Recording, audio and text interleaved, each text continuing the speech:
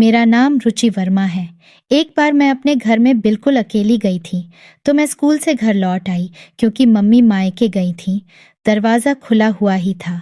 मैं बरामदे में आई तो महिला की आवाज़ सुनकर चौंक गई। अगले पल ही मैं इस सोच में पड़ गई, मम्मी आज मायके सुबह ही चली गई। ये पापा के बेडरूम में कौन औरत है मैं, ये सोचती हुई बेडरूम की ओर बढ़ गई। खिड़की का दरवाज़ा बंद था, दरवाजे में कुंडी लगी हुई थी। मम्मी पापा का बेडरूम एक ही था। मुझे ज्यादा सोचना नहीं पड़ा कि अंदर का नज़ारा कैसे देखूं।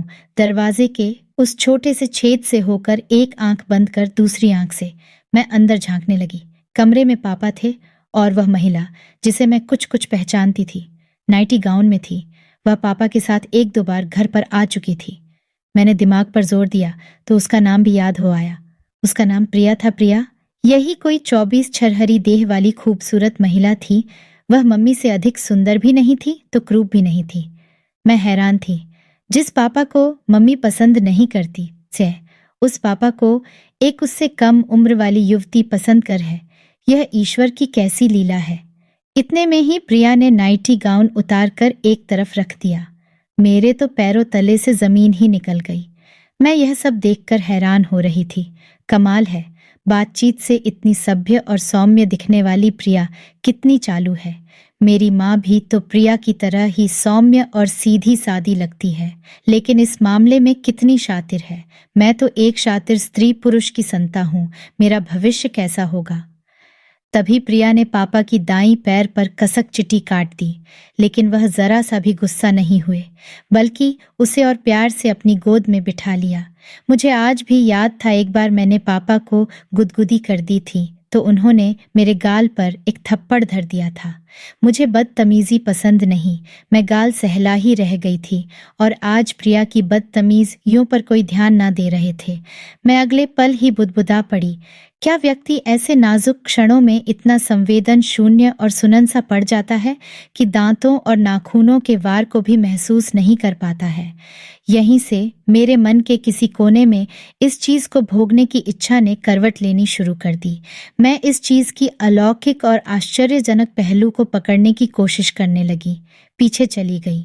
इसी बीच पापा ने प्रिया को घूरते हुए कहा, तुम सचमुच ही मुझे बहुत ही आनंद देती हो। मेरी पत्नी तो मुझे पसंद ही नहीं करती है। वह कहती है कि तुम 3-3 दिन तक दाढ़ी ही नहीं बनाते हो, तुझसे बात कौन करेगा, तुम्हारी दाढ़ी कांटों की तरह मेरे गालों पर छुपती है। प्रिया, दाढ़ी तो मेरी आज भी बड़ी हुई है। क्या तुम भी मेरी दाढ़ी से परहेज करती हो पापा के? यह कहते ही प्रिया हंसने लगी। डार्लिंग, तुम्हारी पत्नी औरत है या कोई मोम की गुड़िया? भला पुरुष की दाढ़ी की चुभन भी कहीं स्त्री को पीड़ा पहुंचाती है। स्त्री को पीड़ा तो तब पहुंचती है जब पुरुष बीच में ही साथ छोड़ जाता है। क्या तुम्हें नहीं पता इसमें नोच खरोच का कितना महत्व है? दाढ़ी नोच खरोच का ही तो काम करती है। ईश्वर ने कुछ सोच समझकर ही पुरुष को दाढ़ी दी है। सच तो यह है कि मैं तुम्हें तुम्हारी दाढ़ी से ही पसंद करती हूँ।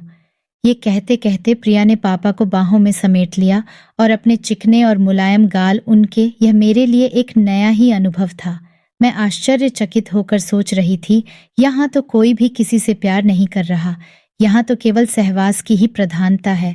प्रिया पापा को इसलिए पसंद करती है क्योंकि उसे पुरुष की दाढ़ी की चुभन अच्छी लगती है, और मम्मी वैद अंकल पर इसलिए मुग्ध है क्योंकि वह सहवास कला में निपुण है और साथ ही चिकने गालों वाले हैं। यह दोनों स्त्रियां ही हैं, लेकिन इनकी पसंद अलग अलग है। शायद यही वजह है कि स्त्री पुरुष अपने जीवन साथी को छोड़कर कहीं बहक जाते हैं। बहक क्या जाते हैं, अपने मन पसंद किसी सुयोग्य साथी की तलाश कर लेते हैं। मैं भी तो एक स्त्री ही हूँ। क्या मेरी पसंद अपने विचारों के अनुकूल पुरुष की नहीं है? क्या अपनी पसंद की चीज को ढूंढना या पाना गलत है? नहीं पापा, मम्मी, वेद अंकल, प्रिया आदि सब बहके या भटके नहीं है। इन्होंने तो अपनी अपनी पसंद को हासिल किया है। इसी बीच मैंने देखा पापा प्रिया के ऊपर और दोनों मचलने लगे। एक स्त्री पुरुष की स्पर्श मात्र से ही कितनी रोमांचित हो उठती होगी। मैं यह जानने की कोशिश करते करते पसीने से तरबतर हो गई। मैंने देखा मेरे हाथ के पसीने से फाइल भीग गई है और मेरे पसीने ने मेरे कपड़े को भिगो दिया है। मुझे लगा मेरे अंदर भी कुछ हो रहा है। मैं वहां से सीधे अपने कमरे में चली आई। मुझे अच्छे बुरे का ज्ञान हो गया था। मेरे होठों से अनायास ही बोल पड़े। अब स्थिति मेरे सामने बिल्कुल ही स्पष्ट है। ना तो मम्मी दोषी है और ना ही पापा। दोषी है चरित्रहीन कोई नहीं है। एक दूसरे के प्रति अरुचि, नापसंदगी और लाचारी ने ही दूसरे से रिश्ते बनाने के लिए मजबूर किया है। जो लोग इन बातों को नहीं समझते वे ही ऐसे संबंधों को गलत मानते हैं। अब परिस्थितियां ही ऐसी बन गई थीं कि सब तालमेल हो गया था। ऐसा कभी मेरे साथ भी हो सकता था या किसी दूसरे के साथ भी। मेरी तरह विचारधारा शुरू में इन लोगों की भी होगी।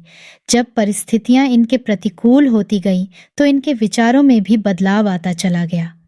मैं अभी और सोचती, इतने में पापा बोल पड़े, बेटी तुम अपनी पढ़ाई करो, मैं रवीना को स्टैंड तक छोड़कर आता हूँ। Yes papa. मैं यह कहकर एक किताब रख से खींचकर पलटने लगी। इन सब किरदारों में सबसे बदकिस्मत तो मैं थी जिसे यह आनंद प्राप्त नहीं हो रहा था। दोस्तों, अगर आपको कहानी पसंद आई तो वीडियो को लाइक करें और चैनल को सब्सक्राइब करना ना भूलें।